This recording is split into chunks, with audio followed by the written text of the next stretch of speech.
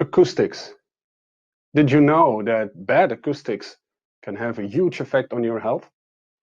Should acoustics be a starting point for your design? Just a few questions where you'll get answers to during this webinar. I'm Pascarl van Dort, working at Rockfon as Global Acoustics Ambassador. And in this role, I talk a lot with architects, interior designers, building owners about sound, noise, and acoustics, and how it can and will affect their designs. If you have any questions during this webinar, no problem. Just send them to the email address that you will see at the end of this webinar. I will go through 3 chapters. The first is about acoustics. The second and third, you will see reference projects where it went terribly wrong when it comes to acoustics, but also projects with the solutions that we provide to have optimized acoustics. So, sound. Because sound is the base of acoustics. And sound is affecting us in many, many ways.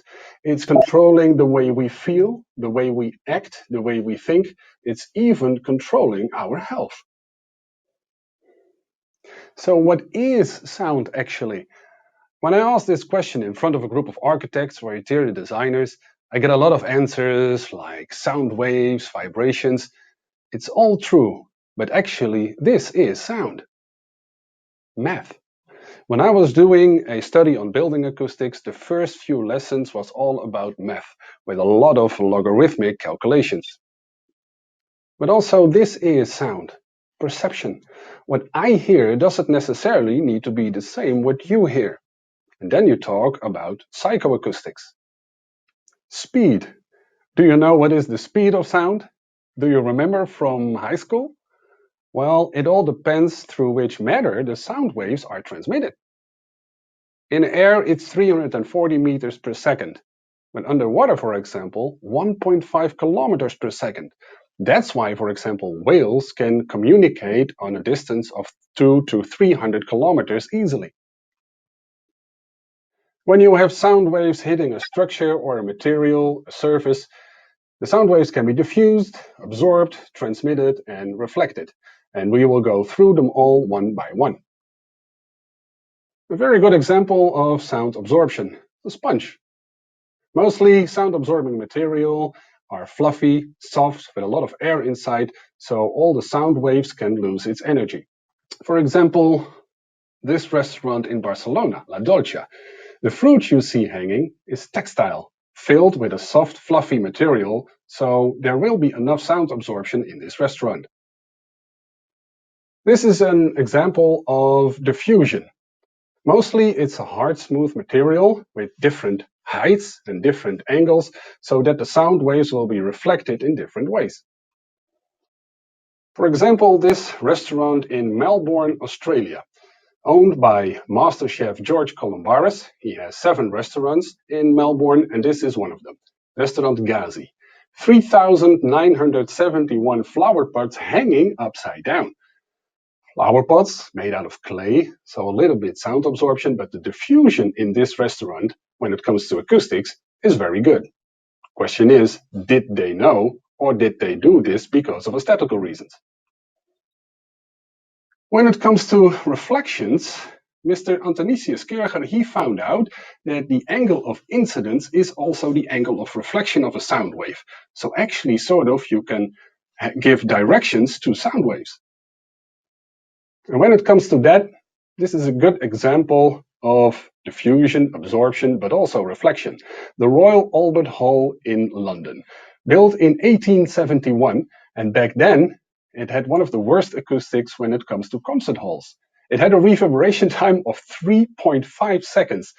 For a concert hall is way too long. That's why they added in 1968 the dishes that you see there hanging, to sort of lower the ceiling, but also to have a more diffused field.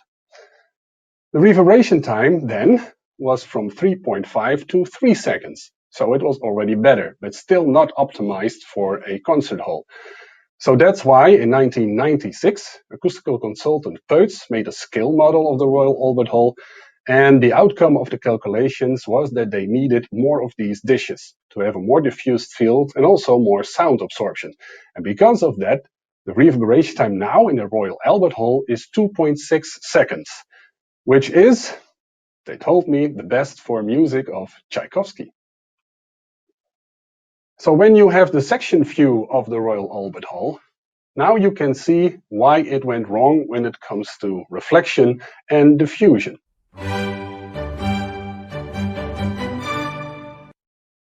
You see that because of the shape of the roof, the sound waves sort of are reflected to the end of the hall.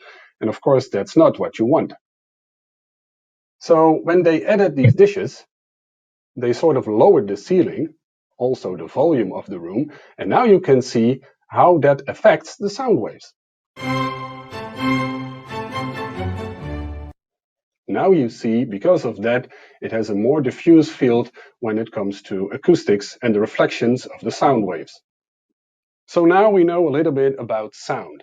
But what about acoustics? What is acoustics actually? To have a little bit more understanding about this subject, we go back in time, back to ancient Greece, 350 BC to be exact, because back then this theater was built, the Epidaurus Theater. The person who is performing in the center of the circle that you see on the ground can be as clearly heard on the first row as the person who is sitting 60 meters higher. How come? Because back then they didn't have a microphone. In 2007, there were two Belgian students from the University of Georgia, and they found out that the rock being used, it absorbs the lower frequencies.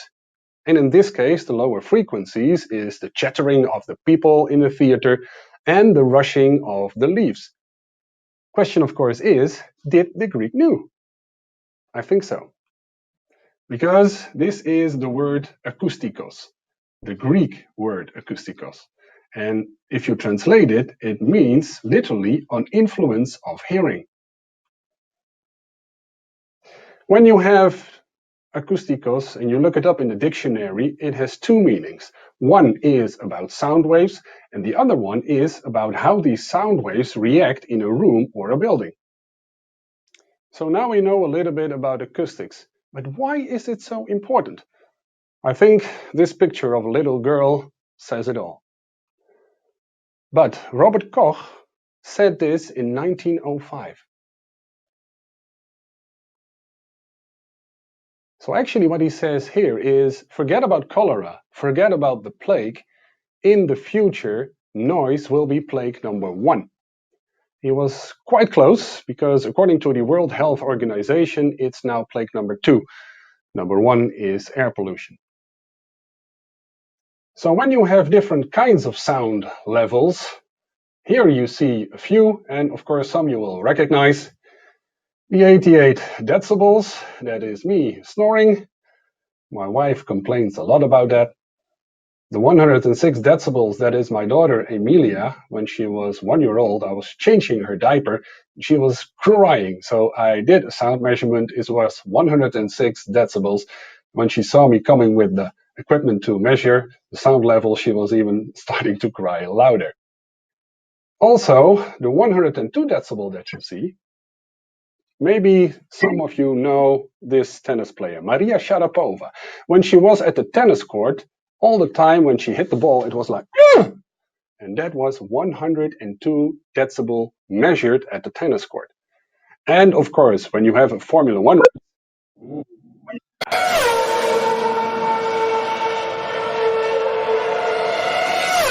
for some, this is a heavenly sound.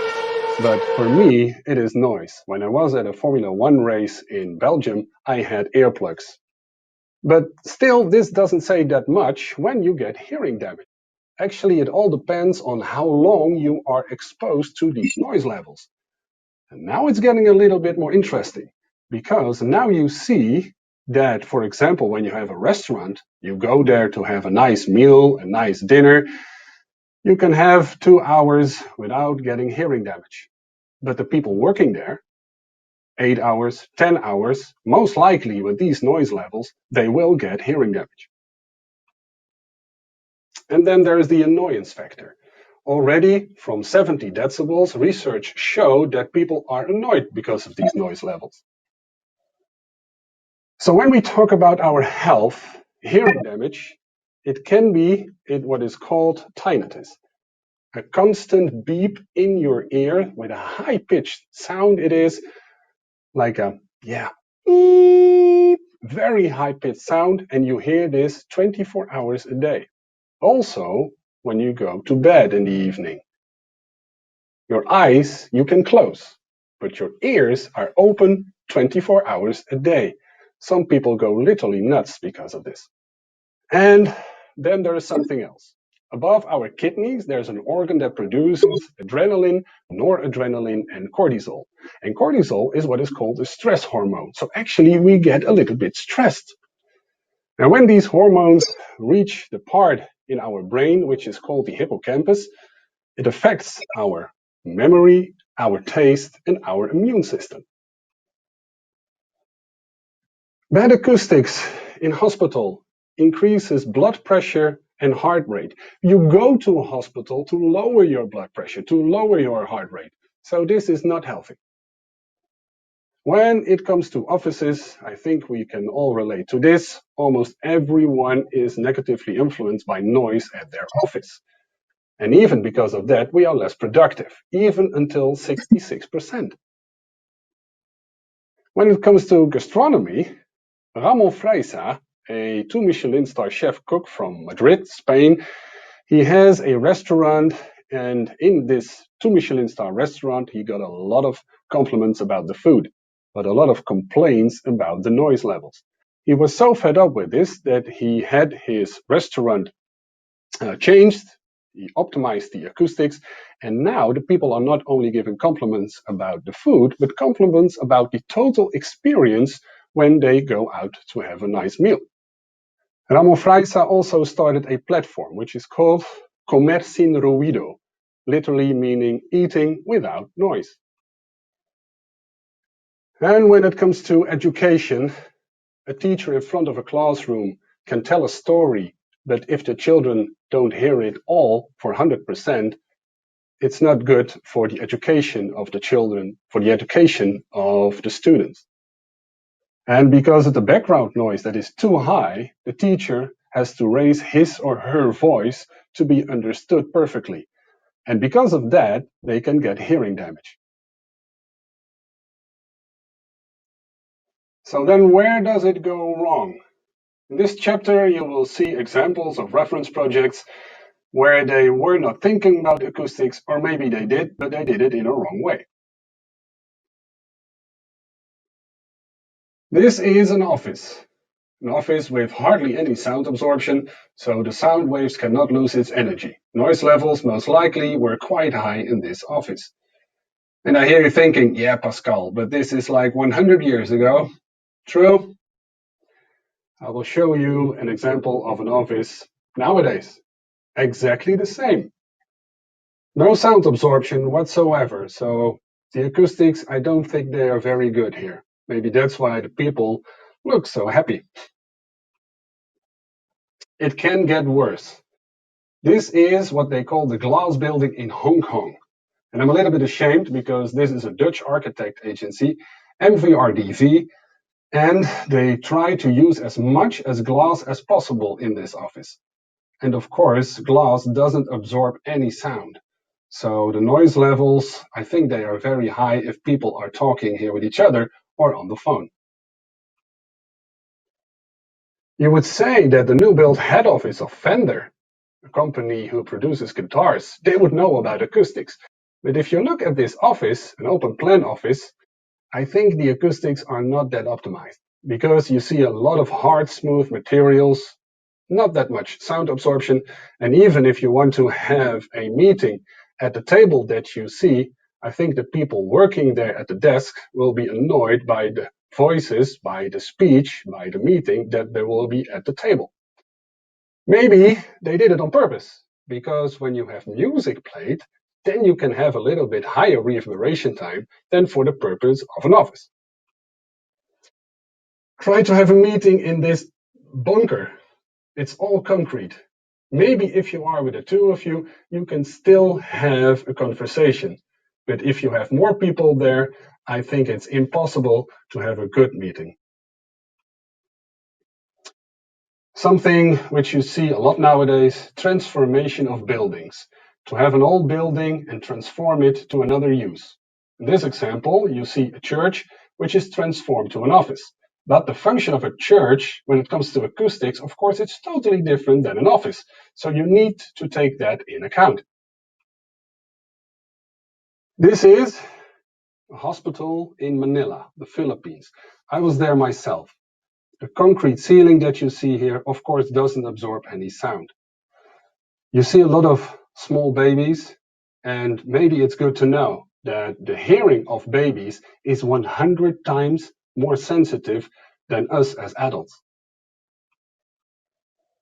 Okay, this looks very nice.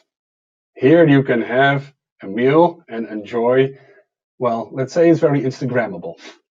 But when it comes to acoustics, the shape of the room, well, it's very negatively influencing the reflections of the sound waves. And also the materials used, they don't absorb any sound. So what will happen here is called the Lombard effect.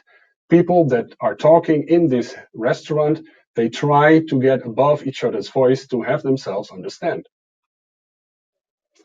This is a core store of Starbucks. When I was at Starbucks in New York a few years ago, I ordered a double espresso. And the man behind the counter, he said, sorry. I said, what do you mean, sorry? What's your name, sir? I said, Pascal. What? Pascal. Okay. So 2 minutes later, I get my double espresso. Denzel, your double espresso is ready.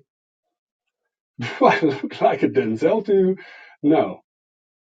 Because of the noise levels that were too high in this Starbucks restaurant, they couldn't clearly hear my name. And what about this classroom?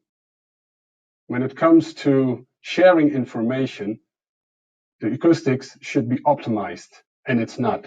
Only concrete ceiling, hard surfaces, it doesn't reflect any sound waves, it reflects a lot of sound waves, but it doesn't absorb sound waves. So the acoustics are horrible here. So now you saw some bad examples when it comes to acoustics. And I will show you now projects where the optimized acoustics are present. For example, this school in Poznan in Poland. A really nice example how they played with the design and also to optimize the acoustics when it comes to educational purposes. When it comes to education and you have a classroom which is quite deep like this, it's not only about sound absorption, also about reflection. Because can you absorb too much? Yes. When you have a classroom like 8-9 meters or longer, you need a reflector. So what you see here in the middle, the higher part of the ceiling, is a ceiling with a lower sound absorption, so with reflection. Around there is a ceiling panel with a very high sound absorption. And in this case, you have optimized acoustics because the speech is transmitted via the reflector to the end of this classroom. This is an office in the Netherlands where they really were paying attention to acoustics. What we call the 4 C's: collaboration, communication, contemplation. It all depends on what you are doing inside an office. And here you can go to the region in this office, a zone where you can do what you want to do. If you want to concentrate, you can concentrate. If you want to have a meeting with a person, you go into a meeting room. A nice example of an office where they want to have this urban look. So that's why they have these islands, these rafts. And I have to say they were very much paying attention to design because the lighting that you see here, very nicely designed. And when it comes to acoustics, they're quite good. Also here, if you want to have this urban look, this open plenum, it's possible when it comes to designing an office with good acoustics. Here you see also the cabinets in between of the desks. Very good for blocking the sound also. The sound waves that go above the cabinets, they will be absorbed by the simple lay-in ceiling that you see designed as an island. Very nice office building recently opened in Trondheim in Norway, where they used a lot of baffles. It was the starting point of the design. And in this atrium, where you see the baffles hanging, not only to make sure that the reflections from left to right are absorbed, it's also a design element. Very nicely done. McDonald's, they found out if people stay longer in the restaurants, they order another sundae ice cream, they order another milkshake. And when do they stay longer? When the acoustics are acceptable, when the acoustics are good, because then you don't have that much noise levels. Here you see a good example. A very high sound absorbing ceiling. You also see diffusion. You see materials with a perforation, but also is good for sound absorption and diffusion. If you want to play with the design and an acoustical ceiling, you can. This is a very good example where they did this, Mercure Hotel in France. The acoustics, of course, very important when you have a reception desk or a cafeteria, cafe, as you see here, where you also need to have privacy. This is a dental practice, and the design elements here hanging, the islands, the rafts, they are designed like our teeth. The edges that you see are a little bit round, like our teeth. It was the starting point of the design of this dental practice. I don't have to tell you how important acoustics are in a cinema. The thing that you see here, of course, it's a sound absorbing ceiling, but above there is a layer of stone wool, and together with the acoustical ceiling absorbs the lower frequencies. The lower frequencies, of course, that you have in movies. The wall panels that you see, they also absorb sound to absorb the horizontal reflections. And also the wall panels, they are impact resistant. Swimming pool is in the Netherlands. It's an Olympic swimming pool. And when it comes to the Dutch Olympic Committee, they have very high demands when it comes to reverberation times in their facilities. So that's why the solution here were baffles. Baffles because they wanted to see the structure of the roof. And in total, 8,000 colored baffles were installed to improve the acoustics. And this is one of our latest projects, which we're very proud of, that Rockfon is being used here. This is in Helsinki, Finland. This building is the central library of Helsinki, and it's called UDI. This is the top floor. The ceiling that you see is a very high sound absorbing ceiling, and it is like a, let's say like a big cloud above your head. Some people even call this book heaven. So these are our 5 senses. When I talk with architects and interior designers, I often ask them, can we design a room or a building for our 5 senses? And recently, when I had a talk with an architect and interior designer, they said, well, we even take into account our 6th sense. And that was quite interesting. The 6th sense, yes, the way we feel inside a room or inside a building. And that brings me to the last slide I have. It's a quote from Maya Angelou. People will forget what you said. People will forget what you did, but people will never forget how you made them feel. And acoustics is a very big part of that. So I want to thank you for your attention. If you have any questions, just reach out to me or my colleagues. You see my email address here. So once again, thank you for your attention. I hope I will meet you another time. Meanwhile, take care.